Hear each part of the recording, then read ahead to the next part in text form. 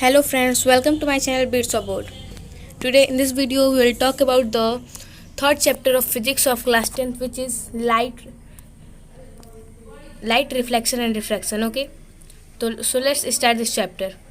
तो लाइट यानी प्रकाश और परावर्तन के बारे में हमें इस चैप्टर में पढ़ना है। ठीक है, तो सबसे पहले यहाँ पे दिया हुआ है कि those objects which emit their own light are called luminous objects, यानी वो ऑब्जेक्ट्स जो कि खुद का प्रकाश जो है, खुद का लाइट एमिट करते हैं, रिलीज करते हैं, उन्हें हम ल्यूमिनस ऑब्जेक्ट्स यानी प्रदीप्त वस्तुएं बोलती हैं। ठीक है, यानी उनका खुद का अपना स्वयं का प्रकाश उनके पास होता है, जैसे कि सन है, हमारा कैंडल है, बल्ब है, इन सब के पास जो है खुद का स्वयं का प्रकाश होता है जिसे वो एमिट करते हैं। तो ये जो है ल्यूमिनस ऑब्जेक्ट्स के एग्जाम्पल्स हैं। ठीक है, जबकि वो ऑब्जेक्ट जो कि लाइट को एमिट नहीं करते, यानी उनका स्वयं का प्रकाश उनके पास नहीं होता, उन्हें हम नॉन ल्यूमिनस ऑब्जेक्ट्स बोलते हैं। ठीक है, जैसे कि मून, हम कह सकते हैं कि मून जो है चंद्रमा के पास स्वयं का प्रकाश नहीं होता, सूर्य के प्रकाश को जो है वो रिफ्लेक्ट करता है।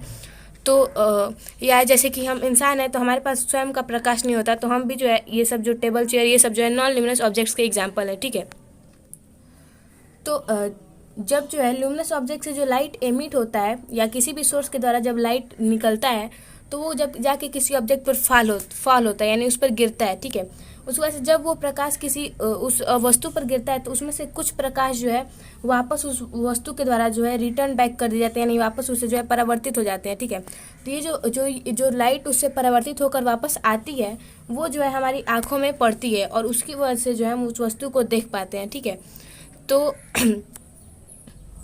मतलब इसका मतलब ये हुआ कि अगर कोई भी वस्तु जो कि अगर वो लाइट एमिट ना करे या उसके पर लाइट पड़े तो वो उसको रिफ्लेक्ट ना करे, तब जो हम उस वस्तु को देख नहीं पाएंगे। ठीक है, हम अपने चारों तरफ की वस्तुओं को क्यों देख पाते हैं? क्योंकि जब उस पर सूर्य का प्रकाश पड़ता है तो सूर्य का प्रकाश उस पर पड़ के उससे रिफ्लेक्ट होकर हमारी आंखों में आता है, तो चूंकि वो उस वस्तु से रिफ्लेक्ट होकर आ रहा है इसलिए हमें वो वस्तु दिखाई देती है। ठीक है, लाइट जो है वो एक स्ट्रेट लाइन में चलता है। ठीक है, और उसे हम एक रे लाइट के द्वारा जो है लाइट के एक रे के द्वारा उसे रिप्रेजेंट करते हैं। ठीक है, A group of parallel rays of light emitted by a source of light is called beam of light.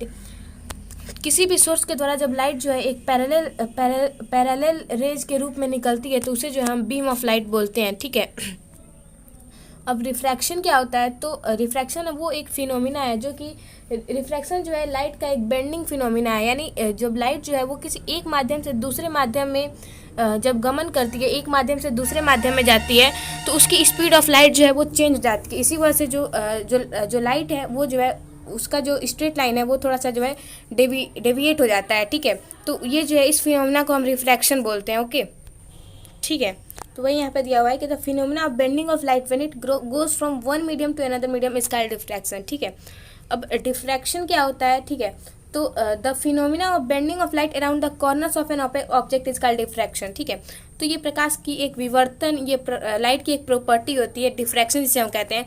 तो ये क्या होता है कि जब हम मान लीजिए कि लाइट ही हमारा ट्रेवल कर रहा है, अगर लाइट के रास्ते में जो है अगर स्मॉल ऑब्जेक्ट्स आएंगे, जैसे कि हम एटम्स कह सकते हैं, एटम्स अगर आएगा तो लाइट की एक टेंडेंसी होती है कि वो जो है वहाँ से जो है अपने पाथ को थोड़ा उसका पाथ डेविएट हो जाता है और फिर से जो है वो स्ट्रेट लाइन में चलने लगता है। ठीक है, और ये बहुत जो है माइक्रोस्कोपिक लेवल पर होता है, हम इसे देख नहीं सकते हैं, लेकिन जो है ये प्रॉपर्टी जो है लाइट की होती है। ठीक है, जैसे कि मान लीजिए यहाँ पर एक एटम है कोई भी, ठीक है, जो कि जो है सनलाइट को पास नहीं होने देगा, तो इतना छोटा है तो ये लाइट को रिफ्लेक्ट नहीं करता है, लाइट जो है इससे जो है अपना पाथ थोड़ा सा चेंज कर लेती है ऐसे और सीधे डायरेक्शन में चली जाती है। तो इस प्रॉपर्टी को जो है हम डिफ्रैक्शन ऑफ लाइट बोलते हैं। ठीक है, अब रिफ्लेक्शन ऑफ लाइट का यहाँ पे डायग्राम दिया हुआ है, तो ये देखिए जैसे कि यहाँ पे एक प्लेन मिरर है, तो इस पर इंसिडेंट रे, प्लेन यहाँ पे कोई भी सरफेस है उस पर इंसिडेंट रे पड़ता है, तो इंसिडेंट रे पड़ता है तो उसमें से कुछ प्रकाश जो है वो रिफ्लेक्ट कर जाते हैं, इसे हम रिफ्लेक्टेड रे बोलते हैं। और उस पर जो है उस प्लेन मिरर पर जो 90 डिग्री का जो इमेजिनरी लाइन बनाया जाता है इसे हम नॉर्मल बोलते हैं। ठीक है, और नॉर्मल रे और इंसिडेंट रे के बीच जो एंगल बनता है उसे हम एंगल ऑफ इंसिडेंस बोलते हैं, और रिफ्लेक्टेड रे और नॉर्मल रे के बीच जो एंगल बनता है उसे हम एंगल ऑफ रिफ्लेक्शन बोलते हैं। ठीक है, यहाँ पे जो एंगल बनता है रिफ्लेक्टेड रे और नॉर्मल के बीच उसे हम ग्लेंस एंगल ऑफ रिफ्लेक्शन बोलते हैं। ठीक है, और यहाँ पे जो इंसिडेंट रे और नॉर्मल के बीच जो ये एंगल बनता है इसे हम ग्लेंस एंगल ऑफ इंसिडेंस बोलते हैं। ठीक है, तो इसे हम बहुत पिछले क्लासेस से हर क्लासेस में पढ़ते आ रहे हैं। ठीक है, रिफ्लेक्शन ऑफ लाइट क्या है, तो the phenomena of returning of light in the same medium after striking a surface का रिफ्लेक्शन ऑफ लाइट। यानी जब लाइट जो है जब किसी सरफेस पर पड़ती है तो उस सरफेस से रिफ्लेक्शन के बाद वो फिर से उसी मीडियम में आ जाती है, उसी माध्यम में आ जाती है, तो इस फिनोमेना को जो है हम रिफ्लेक्शन ऑफ लाइट बोलते हैं। ठीक है, अब रिफ्लेक्शन के 2 लॉज जो हैं वो दिए हुए हैं साइंटिस्ट के द्वारा, उन्हें हम पढ़ते हैं। ठीक है, बहुत ही ईजी नियम है इसके, लॉज ऑफ रिफ्लेक्शन, परावर्तन के बहुत 2 ईजी नियम है। ठीक है, पहला जो ये आई थिंक ये जो है ये सब सभी जानते होंगे। ठीक है, एंगल ऑफ, पहला जो लॉ है रिफ्लेक्शन का वो ये है कि जो angle of incidence is always equal to angle of reflection. यानी जो इंसिडेंस एंगल होता है वो रिफ्लेक्टेड एंगल ऑफ रिफ्लेक्शन के जो है इक्वल होता है, angle I is equal to angle R. ठीक है, मतलब कि जो अभी हमने यहाँ पे डायग्राम देखा तो यहाँ पे जो ये एंगल ऑफ इंसिडेंस है वो इस एंगल ऑफ रिफ्लेक्शन के जो है हमेशा जो है इक्वल होगा। ये हमारा पहला लॉ बोलता है रिफ्लेक्शन का। ठीक है, और दूसरा जो लॉ ये बोलता है कि जो इंसिडेंट रे, रिफ्लेक्टेड रे और नॉर्मल जो तीनों जो रेज हैं वो तीनों जो है एक ही प्लेन पर, एक ही पॉइंट पर आके मीट करती हैं। ठीक है, जैसे कि यहाँ पर दिया हुआ है कि हमारा इंसिडेंट एंगल यहाँ पे आ रहा है, नॉर्मल भी यहीं पर आ रहा है, रिफ्लेक्टेड रे भी यहीं आ रहा है, तो ये एक ही प्लेन पर एक ही पॉइंट पर जो है मीट कर रहा है। तो ये सेकेंड लॉ है हमारा रिफ्लेक्शन का। ठीक है ना, दोनों बहुत ईजी। ठीक है, अब यहाँ पे दिया हुआ है कि जो प्लेन मिरर के द्वारा, जो समतल दर्पण के द्वारा जो इमेज बनता है, जो प्रतिबिंब बनता है, उसकी क्या प्रॉपर्टीज होती है उसके बारे में बताया हुआ है। ठीक है, तो सबसे पहले तो ये कि कभी भी जो प्लेन मिरर के द्वारा जो इमेज बनता है वो वर्चुअल और इरेक्ट होता है। यानी वो वर्चुअल यानी कि अगर ऐसे ऑब्जेक्ट ऐसे खड़ा है, इस तरह से ऑब्जेक्ट खड़ा है, तो उसका जो इमेज होगा वो भी जो है इसी तरह से खड़ा, इसी तरह से होगा, तो इसे हम इरेक्ट बोलेंगे। और वर्चुअल यानी जो है इमेज जो होगा वो आभासी होगा, यानी वास्तविक प्रतिबिंब नहीं होगा, वो एक आभासी प्रतिबिंब होगा। ठीक है, यानी वो हमें ऐसा प्रतीत होगा कि इमेज जो है बन रहा है। ठीक है, लेकिन वो वास्तव में नहीं होगा, तो उसे हम वर्चुअल बोलते हैं, आभासी प्रतिबिंब। ठीक है, और वो सीधा होगा। ठीक है, और प्लेन मिरर के द्वारा कोई भी इमेज बनेगा तो वो जो है ऑब्जेक्ट के साइज के इक्वल होगा। ठीक है, मतलब अगर 5 सेंटीमीटर का ऑब्जेक्ट है तो 5 सेंटीमीटर का ही जो है इमेज बनेगा मिरर में। ठीक है, प्लेन मिरर में। और the distance of image behind the plane mirror is equal to the distance of object from the mirror. और तीसरा ये प्रॉपर्टी दिया हुआ है कि मान लीजिए कि ये प्लेन मिरर है हमारा। ठीक है, तो यहाँ पे जो है ऑब्जेक्ट रखा हुआ है, तो यहाँ इसके बीच अगर डिस्टेंस मान लीजिए कि 10 सेंटीमीटर का है, 10 मीटर हम लेते हैं, 10 मीटर का डिस्टेंस है, तो इधर जो ऑब्जेक्ट बनेगा वो भी जो है 10 मीटर की दूरी पर बनेगा। ठीक है, तो वही बोल रहा है कि प्लेन मिरर से इमेज और ऑब्जेक्ट की जो दूरी होती है वो इक्वल होती है। चौथी जो प्रॉपर्टी दी हुई है ये थोड़ी इंटरेस्टिंग प्रॉपर्टी है, ये है कि image form is laterally inverted. यानी जो इमेज प्लेन मिरर के द्वारा बनता है वो लैटरली इन्वर्टेड होता है। इसका मतलब क्या है, तो आपने देखा होगा कि जब हम शीशे के सामने खड़े होते हैं तो हमारा जब हम अपना दायां हाथ उठाते हैं तो शीशे में हमें ऐसा लगता है कि शीशा में जो है जो इंसान खड़ा है वो अपना बायां हाथ उठा रहा है। ठीक है, मतलब शीशे में हम अपने बाएं हाथ को उठाते हैं और वास्तव में जब हम अपने दाएं हाथ को उठाते हैं तो ये जो प्रॉपर्टी होती है प्लेन मिरर के द्वारा इमेजेस में होती है, तो इसे हम लैटरली इन्वर्टेड प्रॉपर्टी जो है इसे हम बोलते हैं प्लेन मिरर की। ठीक है, तो वही जो इमेज बनते हैं प्लेन मिरर से वो लैटरली इन्वर्टेड होते हैं। ठीक है, अब रियल इमेज और वर्चुअल इमेज की हमने बात की कई बार ऊपर, तो रियल इमेज और वर्चुअल इमेज होते क्या है। ठीक है, तो उसे हम पढ़ते हैं। तो रियल इमेज वास्तविक प्रतिबिंब जो होता है इसे हम क्या बोलते हैं। ठीक है, तो when ray of light after reflection meet at a point it can be obtained on screen always inverted formed in front of mirror. ठीक है, तो रियल इमेज की डेफिनेशन यहाँ पे बता रहा है कि जब जो लाइट की जो रेज होती हैं वो रिफ्लेक्शन के बाद वास्तव में मिलती हैं। जैसे मान लीजिए ये प्लेन मिरर है, ये ऑब्जेक्ट है, यहाँ से मान लीजिए कि ऐसे ही मान लीजिए मैं लाइट की रेज की जो प्रॉपर्टी है उसको नहीं ले रही, मैं मान लीजिए कि बस ऐसे 2 रेज हैं और अगर वो वास्तव में यहाँ पर मान लीजिए अगर वो मिलते हैं, जैसे कि मान लीजिए कि ये मिरर है, ये ऑब्जेक्ट है। ठीक है, यहाँ से अगर लाइट रेज आ रही हैं तो अगर ये वास्तव में अगर यहाँ पे मिलते हैं तो रिफ्लेक्शन के बाद तो उसे जो है हम तो वहाँ पे जो इमेज बनेगा उसे हम रियल इमेज बोलेंगे। ठीक है, मतलब वास्तव में जो रिफ्लेक्टेड रेज है वो मिलती हैं किसी पॉइंट पर। ठीक है, और रियल इमेज को जो हम स्क्रीन पर प्राप्त कर सकते हैं। ठीक है, और मतलब उसे हम पर्दे पर प्राप्त कर सकते हैं रियल इमेज को। और रियल इमेज होता है हमेशा इन्वर्टेड होता है, यानी हमेशा जो है वो उल्टा होता है,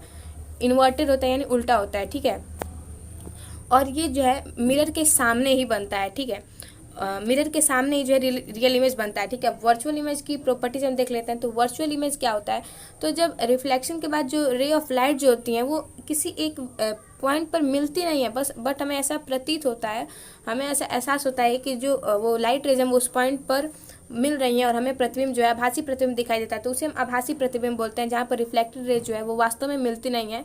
ठीक है, और इसे जो हम स्क्रीन पर प्राप्त नहीं कर सकते, इसे हम पर्दे पर नहीं प्राप्त कर सकते, और ये जो है हमेशा मिरर के बिहाइंड यानी मिरर के पीछे बनती हैं और ये हमेशा सीधी होती हैं। ठीक है, अब यहाँ पे दिया हुआ है कि रे डायग्राम यहाँ पे दिया हुआ है कि बहुत इंपॉर्टेंट है ये। तो कनकेव मिरर के द्वारा कैसे जो इमेजेस का फॉर्मेशन होता है वो यहाँ पे दिया हुआ है, ठीक है। तो ये कनकेव मिरर है हमारा, ठीक है। तो कनकेव मिरर में ऑब्जेक्ट को जब इन्फिनिटी पर रखते हैं तो ऑब्जेक्ट जो है कैसे कहाँ पर जो है उस ऑब्जेक्ट को अगर इन्फिनिटी पे रखते हैं तो मिरर जो है कहाँ पर बनता है, ठीक है। तो ये जानने से पहले हम जो तीन जो है रेज की प्रॉपर्टी पहले हम पढ़ लेते हैं कि मान लीजिए कि हमारा कनकेव मिरर है, तो यहाँ पे ये पोल हो गया हमारा, ये यहाँ पे इसका फोकस हो गया और ये सेंटर ऑफ कर्वेचर, ठीक है। और ये जो फोकस होता है वो जो सेंटर ऑफ कर्वेचर जो है उसके आधे डिस्टेंस पे जो है जो पोल से सेंटर ऑफ कर्वेचर की दूरी होती है उससे पोल के फोकस की दूरी जो है आधी होती है, ठीक है।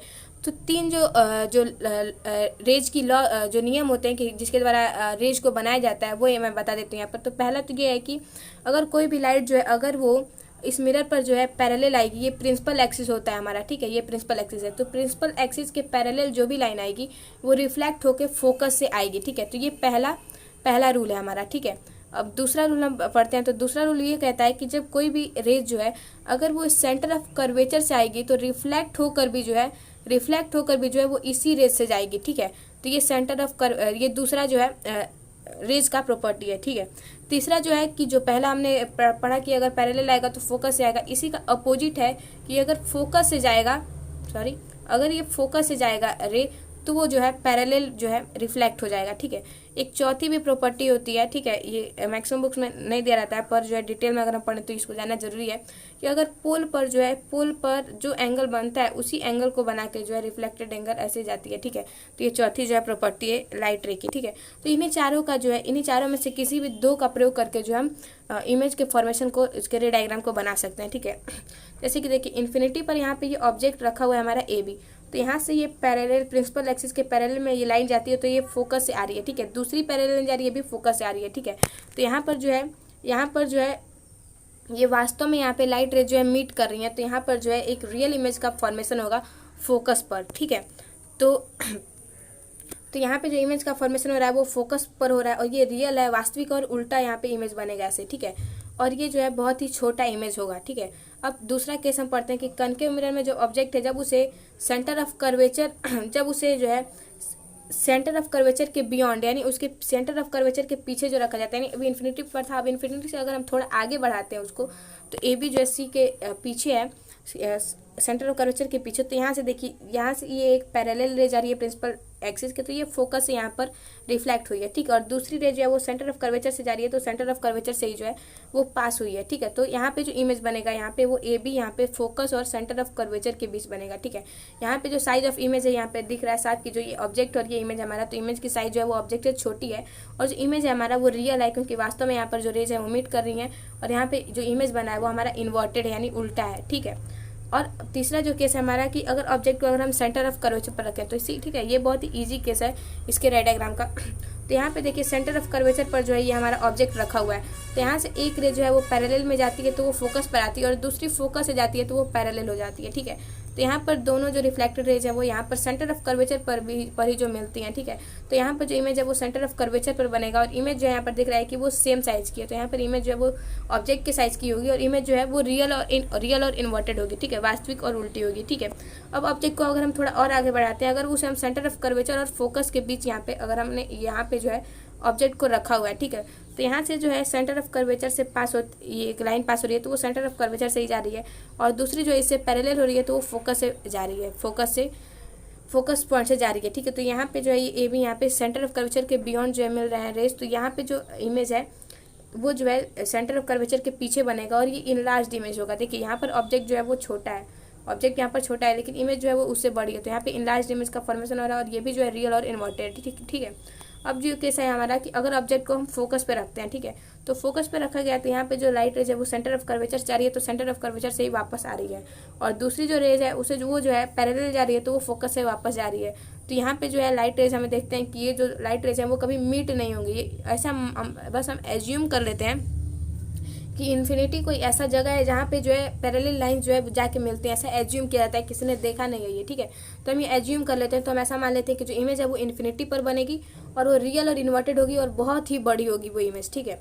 अब लास्ट केस जो है हमारा ये थोड़ा अलग केस है कि ऑब्जेक्ट जो है पोल और फोकस के बीच रहता है तो ठीक है। जैसे कनकेव मिरर के द्वारा हमने देखा कि जो सारी इमेजेस हैं वो जो है रियल और इन्वर्टेड इमेजेस थी, लेकिन ये जो सिक्स्थ केस है हमारा, जब कि ऑब्जेक्ट को हम फोकस और पोल के बीच रखें तो ये एक अलग केस हो जाता है। यहाँ पर जो ऑब्जेक्ट का इमेज है हमारा वो जो है रियल नहीं होता है, वो जो है वर्चुअल होता है और इरेक्ट सीधा होता है, ठीक इमेज, ठीक है। और यहाँ पर जो है कनकेव मिरर के पीछे जो है इमेज बनता है, ठीक है। तो यहाँ पर देखिए फोकस और पोल के बीच यहाँ पर ये ऑब्जेक्ट है हमारा, ठीक है। तो इससे जो है सेंटर ऑफ कर्वेचर से एक लाइट जो है पास हो रही है और दूसरी लाइट जो है वो यहाँ पर जो फोर्थ हमने रे का रूल पढ़ा था कि पोल पर जो एंगल बनाता है एंगल ऑफ इंसिडेंस, उसी के द्वारा ये रिफ्लेक्ट होता है, ठीक है। तो यहाँ पर जो है यहाँ पर ये दूसरी रे हमने बनाया है, ठीक है। तो इधर हम देखते हैं कि इधर जो ये दोनों रेज हैं ये दोनों डाइवर्जिंग रेज हैं, यानी इधर जो है ये कभी मिलेंगी नहीं, ये उधर जा रही है ये इधर जा रहा है, तो ये इधर बीच में तो कहीं मिलेंगे नहीं, कन्वर्ज नहीं होंगे। तो लेकिन अगर हम इस रेज को अगर हम पीछे की तरफ बढ़ाते हैं तो पीछे की तरफ ये रेज जो है यहाँ पर मिलती हुई हमें प्रतीत हो रही है, ठीक है। तो यहाँ इसलिए जो इस केस में जो इमेज होगा वो मिरर के पीछे बनेगा और ये जो एक इनलार्ज्ड इमेज होगा और ये एक वर्चुअल और इरेक्ट इमेज होगा, ठीक है। अब यहाँ पे बोला है कि कनकेव मिरर का कहाँ कहाँ यूज किया जाता है, ठीक है। एप्लीकेशन ऑफ कनकेव मिरर को हम कहाँ पर यूज करते हैं तो कनकेव मिरर को जो है हेडलाइट, टॉर्च और सर्च लाइट में जो है रिफ्लेक्टर्स के रूप में यूज किया जाता है ना। और इसे जो है सेविंग एंड मेकअप मिरर्स के रूप में भी यूज किया जाता है, क्योंकि कनकेव मिरर जो है मेनली जो है वो इनलार्ज इमेज का फॉर्मेशन करता है, इसीलिए जो है इसे सेविंग में, मेकअप मिरर्स में, ठीक है, यूज़ किया जाता है। हेडलाइट, टॉर्च में रिफ्लेक्टर्स के रूप में भी यूज़ किया जाता है। सोलर कुकर में भी यूज़ किया जाता है, ठीक है। सोलर कुकर में क्यों यूज़ किया जाता है, क्योंकि देखिए उस पर जो सनलाइट की पैरेलल लाइट की बीम उस पर जब मिरर पर पड़ती हैं तो ये जो है फोकस पर उसको एक पॉइंट पर कन्वर्ट कर देता है, जिसकी वजह से टेम्परेचर इंक्रीज हो जाता है और भोजन जो है वो पक जाता है। तो इसलिए सोलर कुकर में कनकेव मिरर का यूज़ किया जाता है, ठीक है। और ENT स्पेशलिस्ट भी जो है मतलब आई नोज टीथ स्पेशलिस्ट जो होते हैं वो भी जो है स्फेरिकल मिरर्स का यूज़ करते हैं, कनकेव मिरर का स्पेशली वो यूज़ करते हैं। जैसे कि मान लीजिए अगर उन्हें आई नोज या टीथ चेक करना होता है तो उन्हें जो है इनलार्ज इमेज देखना होता है, तो इसके लिए वो कनकेव मिरर को यूज़ करते हैं, ठीक है। अब यहाँ पे रे डायग्राम के द्वारा हम देखेंगे कि कन्वेक्स मिरर के द्वारा कैसे इमेज का फॉर्मेशन होता है, ठीक है। तो इसमें जो है सिर्फ 2 ही केसेज हैं इमेज के फॉर्मेशन के, ठीक है। तो यहाँ पे देखिए ये कन्वेक्स मिरर होता है हमारा, ठीक है। इधर जो है ये पॉलिश्ड सरफेस होता है और ये जो है रिफ्लेक्टिंग सरफेस होता है मिरर का।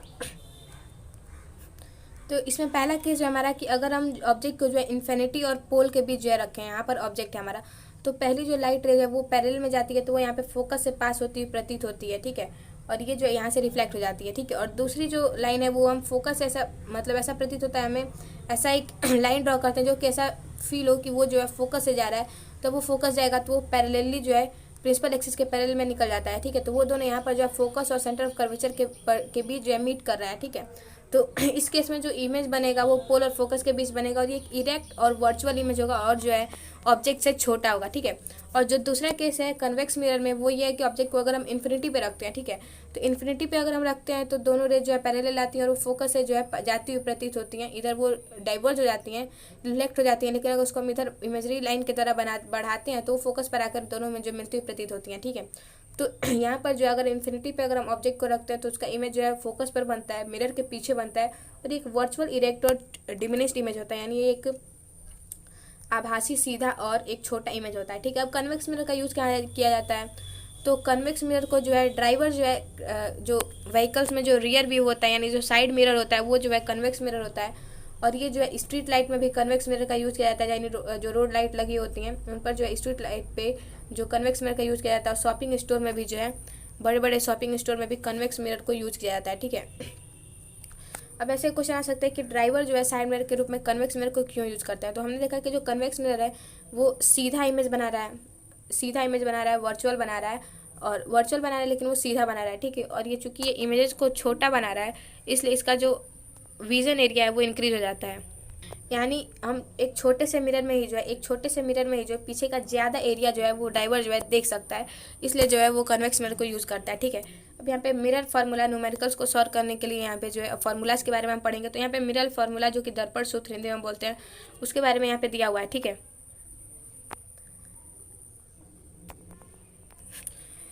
तो सबसे पहले यहाँ पे देखिए मिरर फार्मूला क्या आता है, 1/u plus minus 1/p is equal to 1/f, ठीक है। तो ये क्या होता है कि जब ऑब्जेक्ट डिस्टेंस क्या होता है, तो मिरर के से जो मिरर का जो पोल होता है वहाँ से ऑब्जेक्ट तक की जो प्रिंसिपल एक्सिस का जो मेजर होता है स्फेरिकल मिरर में, उसे जो हम ऑब्जेक्ट डिस्टेंस बोलते हैं, इसे हम यू से रिप्रेजेंट करते हैं, ठीक है। और उसी पोल से इमेज तक इमेज के फॉर्म जहाँ उसका फॉर्मेशन हुआ रहता है उसके बीच तक प्रिंसिपल एक्सिस की जो मेजरमेंट होती है उसे जो हम इमेज डिस्टेंस बोलते हैं, ठीक है। तो इसे हम यू से ऑब्जेक्ट डिस्टेंस को यू से और इमेज डिस्टेंस को वी से रिप्रेजेंट करते हैं, ठीक है। तो 1/u प्लस माइनस 1/v बराबर 1/f, ये फॉर्मूला होता है, ठीक है। अब एक मैग्नीफिकेशन का जो है यहाँ पे एक जो है 1/f is equal to 1/u plus 1/v जो है ये जो है फॉर्मूला होता है, इसे हम मिरर फार्मूला बोलते हैं, ठीक है। अब एक मैग्नीफिकेशन यहाँ पे नया टॉपिक है हमारा, ठीक है। तो ये जो है मैग्नीफिकेशन क्या होता है, तो इसे हम ऐसे कह सकते हैं कि जो इमेज की साइज़ होती है उसकी रेशियो ऑब्जेक्ट के साइज़ के साथ जो मतलब इमेज की साइज़ और ऑब्जेक्ट की साइज़ के बीच का जो रेशियो होता है उसे जो है हम मैग्नीफिकेशन बोलते हैं, ठीक है। तो size of image upon size of object, ठीक है। तो ये जो इमेज की साइज होगी उसे उसकी और जो ऑब्जेक्ट की साइज है उन दोनों की जो रेशियो होती है उसे जो हम मैग्नीफिकेशन बोलते हैं, ठीक है। तो इससे जो हम डायरेक्टली मैग्नीफिकेशन को निकाल सकते हैं, एक दूसरे magnification is equal to h'/h, ठीक है। यानी ये जो इमेज की हाइट है और ये ऑब्जेक्ट की हाइट है, इसके रेशियो को हम मैग्नीफिकेशन बोलते हैं, ठीक है। एक दूसरा भी फॉर्मूला होता है m is equal to -b/u, ठीक है। यानी पोल से उसके जो इमेज की डिस्टेंस होती है वो माइनस में लेके और अपान जो पोल से ऑब्जेक्ट की डिस्टेंस होती है उसके रेशियो को भी जो है मैग्नीफिकेशन इससे भी हम निकाल सकते हैं, ठीक है। अब साइन कन्वेंशन जो वो होता है स्फेरिकल मिरर में रिफ्लेक्शन के लिए जो एक साइन कन्वेंशन जो है वो प्रेजेंट होता है, ठीक है। तो यहाँ पे वो साइन कन्वेंशन के बारे में बताया हुआ है, ठीक है। तो कभी भी उस केस में जबकि इमेज जो है वो रियल बनेगा वहाँ पर जो है हम जो v होगा हमारा वो हमेशा हम निगेटिव में लेंगे, जो u होगा हमारा उसे भी हम निगेटिव में लेंगे और f जो होगा उसे भी हम निगेटिव में लेंगे। यानी किसी भी केस में अगर इमेज जो है अगर वो रियल इमेज बनता हो, अगर रिफ्लेक्टेड रेज वास्तव में कहीं पर मीट होती हो तो वहाँ पर रियल इमेज बनेगा। और रियल इमेज बनेगा तो रियल इमेज के केस में कोई भी न्यूमेरिकल सॉल्व करते वक्त हम जो सारे डिस्टेंसेज है हमारे v जो है हमारा, u जो है हमारा और जो f है हमारा, यानी जो ऑब्जेक्ट डिस्टेंस, इमेज डिस्टेंस और फोकस जो है उसे जो हम तीनों को निगेटिव में लेंगे, ठीक है। और उस केस में जबकि वर्चुअल इमेज बनेगा तो वर्चुअल इमेज में कन्वेक्स मिरर के केस में हम v जो है पॉजिटिव लेंगे, u निगेटिव लेंगे और f जो है वो भी पॉजिटिव लेंगे, ठीक है। और कनकेव मिरर के केस में जबकि ऑब्जेक्ट जो है हमारा वो वर्चुअल इमेज हो उस केस में हम u जो है निगेटिव लेंगे, v पॉजिटिव लेंगे और f जो है निगेटिव लेंगे, ठीक है। अब यहाँ पे रिफ्रैक्शन ऑफ लाइट के बारे में बता रहा है, ठीक है, यानी प्रकाश के अपवर्तन के बारे में, ठीक है। तो रिफ्रैक्शन क्या होता है, the phenomena of bending of light when they pass from one medium to another medium इसका रिफ्रैक्शन। यानी जब लाइट जो है एक मीडियम से दूसरे मीडियम में पास होती है तो उसमें जो है एक बेंडिंग आ जाती है, तो उस फिनोमेना को जो हम रिफ्रैक्शन बोलते हैं, ठीक है। जैसे कि मीडियम से क्या तात्पर्य हमारा, जैसे कि मान लीजिए एयर है हमारा तो वो एक मीडियम है, वाटर है हमारा वो हमारा दूसरा मीडियम है, कांच हो गया हमारा, ग्लास वो तीसरा मीडियम हो गया। तो इन सब जो अलग अलग मतलब ऐसे ऑब्जेक्ट जिनकी डेंसिटी अलग अलग हो उनको हम अलग अलग मीडियम जो है एज्यूम करते हैं, ठीक है। जैसे कि एयर मान लीजिए हमारा जो है वो रेयरर मीडियम है, ठीक है, यानी उसकी डेंसिटी कम जिसकी होती है उसे हम रेयरर मीडियम बोलते हैं, जिसकी डेंसिटी ज़्यादा होती है उसे हम डेंसर मीडियम बोलते हैं, ठीक है। तो एयर में जो एटम्स होते हैं वो दूर दूर होते हैं, जबकि ग्लास में जो एटम्स होते हैं वो क्लोज पैक होते हैं क्योंकि ये सॉलिड होता है, ठीक है। तो एयर जो हमारा वो रेयरर मीडियम है क्योंकि उसकी डेंसिटी कम है और ग्लास जो हमारा वो डेंसर मीडियम है क्योंकि उसकी डेंसिटी ज़्यादा है, ठीक है। तो यहाँ पे देखिए जैसे कि यहाँ पे लाइट रे जो है वो यहाँ पर जो है एयर से आ रही है, इंसिडेंट हो रही है ग्लास स्लैब पर, ठीक है।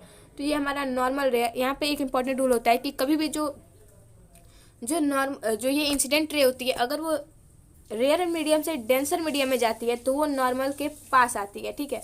और अगर जब वो डेंसर मीडियम से रेयर मीडियम में जाती है तो वो नॉर्मल से जो है दूर जाती है, ठीक है। तो ये जो है दो इंपॉर्टेंट रूल्स है, मैंने आपको बता दिया, ठीक है। यहाँ पर देखिए यहाँ पर जो लाइट रे है ये जब एयर से जो है ग्लास पर आती है तो चूंकि देखिए एयर क्या हमारा रेयर मीडियम है डेंस और ये ग्लास क्या हमारा डेंसर मीडियम है, तो इसलिए जब यहाँ से जो लाइट रे है जब वो ग्लास स्लैब पर पड़ेगी तो जब वो अंदर इसमें एंटर करेगी तो वो जो है जो यहाँ पे एंगल ऑफ इंसिडेंस था वही यहाँ पर एंगल ऑफ रिफ्लेक्शन होना चाहिए था, लेकिन ये जो एंगल होगा वो एंगल ऑफ इंसिडेंस से कम हो जाएगा क्योंकि यहाँ पर जो ये लाइट रे है वो जो है वो नॉर्मल के पास आ रही है, ठीक है, क्योंकि वो डेंसर मीडियम में जा रही है, ठीक है।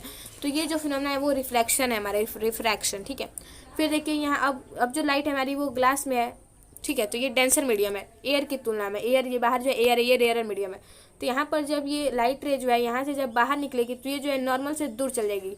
मतलब जनरली सिंपल केस में क्या होता है अगर रिफ्लेक्शन होता है तो जो एंगल ऑफ इंसिडेंस है वो एंगल ऑफ रिफ्रैक्शन के इक्वल होता है, एंगल ऑफ रिफ्रैक्शन के, ठीक है। लेकिन क्या है कि यहाँ पर जो है ये मीडियम सेम नहीं है, ये रेयर मीडियम से डेंसर मीडियम में डेंसर मीडियम से रेयर मीडियम में जा रहा है तो ये नॉर्मल से ज़्यादा दूर चला जाएगा, ठीक है। देखिए यहाँ पर एंगल कम है, यहाँ पर एंगल ज़्यादा है, ठीक है। तो ये जो है यहाँ पर भी जो रिफ्रैक्शन हो रहा है, ठीक है। तो अब जो है लाइट का रिफ्रैक्शन क्यों होता है, ठीक है।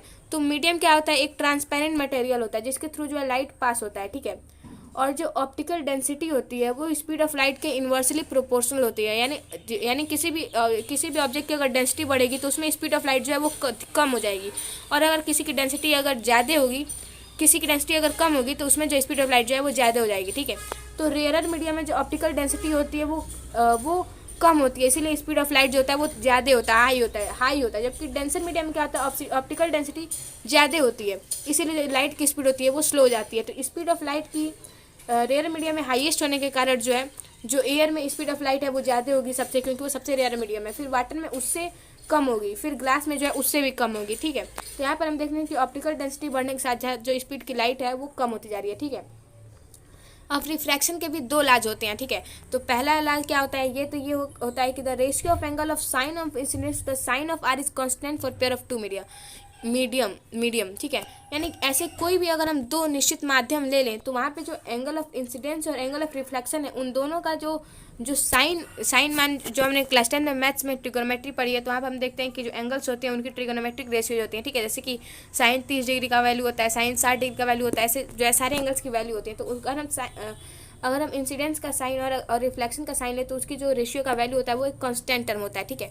और दूसरा जो लॉ है इसका, लॉ ऑफ रिफ्लेक्शन, वो ये बोलता है कि ये जो है लॉ ऑफ रिफ्लेक्शन के सेकंड लॉ के समान ही है कि इंसिडेंट रे, रिफ्रैक्टेड रे और नॉर्मल, ये तीनों जो है सेम प्लेन में लाई करते हैं, ठीक है। अब देखिए यहाँ पे रिफ्लेक्शन एक ग्लास स्लैब के द्वारा बताया हुआ है, ठीक है। यहाँ पर ये जो लाइट है वो यहाँ पर जो है एयर से वो ग्लास स्लैब में आती है, तो यहाँ पर जो एंगल ऑफ रिफ्रैक्शन है वो एंगल ऑफ इंसिडेंस से कम हो जाता है, ठीक है। और यहाँ पर जब ये लाइट रे डेंसर मीडियम से रेयर मीडियम में जाती है तो यहाँ पर ये जो एंगल ऑफ रिफ्रैक्शन है हमारा वो ज़्यादा हो जाता है, ठीक है, क्योंकि ये डेंसर मीडियम से रेयर मीडियम में जा रही है, ठीक है। तो यहाँ पे रिफ्रैक्टिव इंडेक्स निकाला है कि अगर हम रिफ्रैक्टिव इंडेक्स अगर मीडियम 2 का मीडियम 1 के रिस्पेक्ट में निकालें तो हम साइन आर लेंगे।